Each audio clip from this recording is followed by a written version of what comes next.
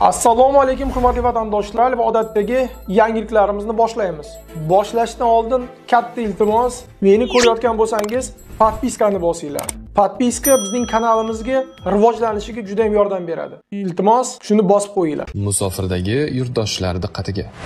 Registratsiya, трудовой договор, продление документа, рассрочка va INN hujjatlarini qilish kerak bo'lsa, unda aynan bizning 6 yillik tajribaga ega o'z vatandoshlari uchun eng halol va ishonchli xizmatlar endi aynan siz uchun. Yuqoridagi xizmatlar sizga kerak bo'lsa, hoziroq bizning quyidagi raqamlarimizga qo'ng'iroq qiling. Diqqat, tezkor xabar. Migrantlar uchun ajoyib yangilik. Endi Rossiyada migrantlar uchun bepul bo'ladi. Assalomu alaykum qadrli mehmon, videodan to'liq xabardor bo'lish uchun videoga like va podpiskatsiya tugmalarini bosib qo'ying. Migrantlarga shoshilinch tibbiy yordam bepul bo'ladi.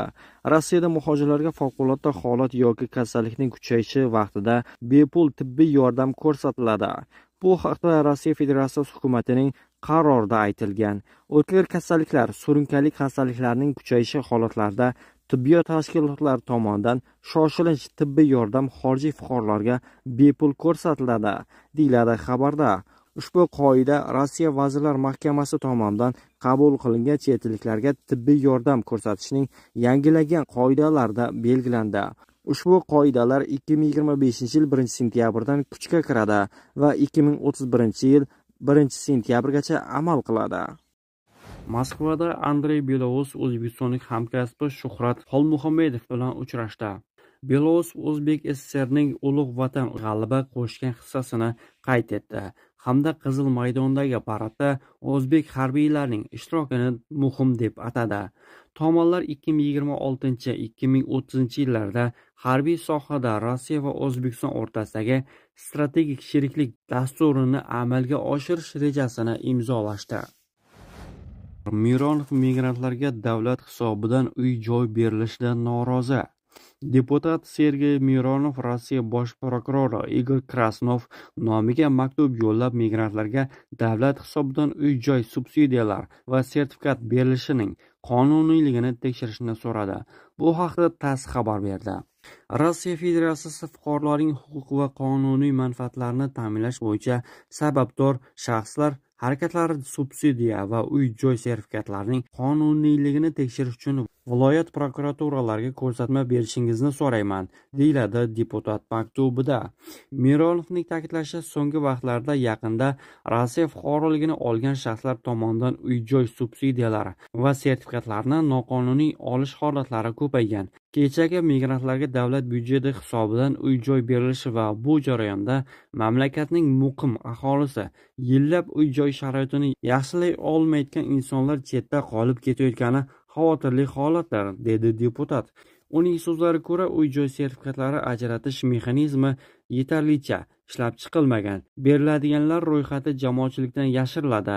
Mironov bu sohada jamoatchilik va korrupsiyaga avj olayotganini ta'kidladi. Rossiya sudlari bir yilda 21 mingga yaqin migrantga hukm chiqardi. RIA Novosti nashrining yozishicha, 2024 yil davomida Rossiya Federatsiyasi sudlari 21 mingdan ortiq xorijiy fuqaroga oid ish yuzasidan qaror chiqargan.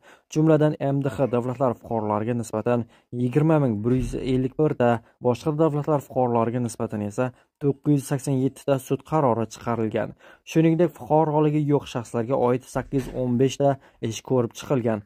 Ko'pchilik hollarda xorijliklar o'g'irlik 3700 dan ortiq kishi, giyohvand moddalarning noqonuniy aylanmasi 955 kishi, odam o'ldirish 182 kishi, tanaga og'ir shikast yetkazish 500 ga yaqin kishi, odam o'g'irlash 63 kishi va zo'rlash 181 kishi kabi jinoyatlar uchun javobgarlikka tortilgan. Bundan tashqari qariyb 500 kishi firibgarlik, 76 bezorilik, 9 kishi esa terrorchilik harakatlari uchun sudlangan. Migrantlarning Ukraina Rossiya tomonidan bosib olingan hududlarda borishi va ishlashi qanday oqibatlarga olib kelishi mumkin? Rossiya ijtimoiy tarmoqlari va ko'chalarda Ukrainaning vayron bo'lgan shaharlarda, xususan Mariupol va Donetskda ishlash haqidagi e'lonlar tobora ko'payib bormoqda. Natijada Markaziy Osiyo davlatlaridan kelgan muhojirlarning bir qismi Rossiya nazorati ostidagi bosib olingan hududlarga ishlash uchun keta boshladi. Ular bunga asosan ko'proq pul topish va Moskva kabi Rossiyaning yirik shaharlarida duch keladigan qiyinchiliklardan qochish umidida qo'l uradi. 2014-2022 yillarda Rossiya Qrimni, keyinroq 2022 yilda Ukrainaning 4 viloyatini Donetsk, Lugansk, Zaporij va Xersonni bosib oldi. Moskva dunyoning aksariyat davlatlari tomonidan tan olinmagan bu hududlarda soxta referendumlar o'tkazdi va ularni Rossiya Federatsiyasi tarkibiga kirgan deb e'lon qildi. Biroq xalqaro hamjamiyat, jumladan Markaziy Osiyo davlatlari bu harakatlarni tan olmadi. Shuning uchun xalqaro huquq nuqtai nazaridan bu hududlar Ukrainaga tegishli bo'lib qolmoqda. 2025 yil boshida Rossiya vayron bo'lgan hududlarga ishchi kuchini jalb qilish uchun imtiyozlar kiritdi. Masalan, migrantlarga mamlakatning boshqa hududlarida talab qilinadigan patentsiz ishlashga ruxsat berildi. Mariupol va Donetsk kabi shaharlarda mehnat qilayotgan muhojirlar sonining ortgani shu bilan izohlanadi. Salim Saidov ismi o'zgartirilgan ishg'ol qilingan hududlarga 2 marta ishlash uchun kelganlardan biri. Ilgari u Moskvada ishlagan, ammo politsiya tekshiruvlarining kuchayishi va doimiy bosim tufayli u Mariupolga ko'chib o'tishga qaror qilgan. U yerda do'stlari bilan vayron bo'lgan uylarni ta'mirlash bilan band bo'ldi. Birinchi oylarda ularga va'da qilingan 200 ming rubl to'langan. Ammo keyin kechikishlar va to'lovlar bilan bog'liq muammolar boshlandi. Keyinroq yana pul topish ilinjida Donetsk viloyatiga bordi. Salimning aytishicha, bu hududlar haqiqatan ham Markaziy Osiyodan, xususan Tojikiston va O'zbekistondan kelgan muhojirlar ko'p. Ular asosan qurilish va ta'mirlash bilan shug'ullanadi. Ba'zilar hatto urush qachondir tugaydi, lekin uy qoladi degan umidda arzon uy sotib olishadi. Salim u yerga sayohat qilish xavfli ekanini tan oldi. Bu hududlarda muntazam ravishda portlashlar eshitiladi. Qonunsizlik hukm suradi. Biroq uning so'zlariga ko'ra, chegaradan o'tishda pasport muhr qo'yilmaydi. Shuning uchun ham qonunchilikda muammo bo'lmaydi degan umidda. Hukumatning sukuti. Markaziy Osiyo davlatlari, jumladan Tojikiston, O'zbekiston va Qirg'iziston rasmiylari ishg'ol qilingan hududlarga borishning xavfi haqida rasmiy ogohlantirishlar bermagan. Ular bir necha bor o'z fuqarolari mamlakat tashqarisida harbiy harakatlarda qatnashmaslikka chaqirgan bo'lsalarda, Qrim, Donetsk yoki Xersonga sayohat qilishning huquqiy maqomi borasida aniq tushuntirish berilmagan. Ekspertlarning fikricha, Markaziy Osiyo davlatlari o'z fuqarolarini bunday hududlarga borish bilan bog'liq xavflar haqida rasman ogohlantirishi kerak. Bunday ogohlantirishlar bo'lmaguncha migrantlar nafaqat sog'lig'ini, balki erkinligini ham xavf ostiga qo'yib, mojaro zonasiga borishdan davom etadi. Qariyani urgan bezori muhojir hibsga olindi. Sankt-Peterburgda avtobusda ketayotgan migrant va mahalliy aholi o'rtasida mojaro sodir bo'ldi. Muhojir shaharliklarning so'zlariga ko'ra, ularni so'kib, bir yo'lovchini kaltaklagan.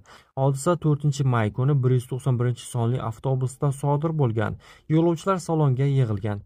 Sobiq fizika o'qituvchisi 68 yoshli Viktor Ivanovich yigitdan surilishini so'ragan. Ammo guvohlarning so'zlariga ko'ra, u qat'iy rad javobini olgan. Mojaroning bir qismi videoda olingan. Telefoningizni qo'ying, bu sizning Rossiyangiz emas. Hoy, nega bunday deysiz? Bu sizning davlatingiz emas. Politsiyaga qo'ng'iroq qiling. Hammangiz noshukurlarsizlar, deb baqiradi yigit.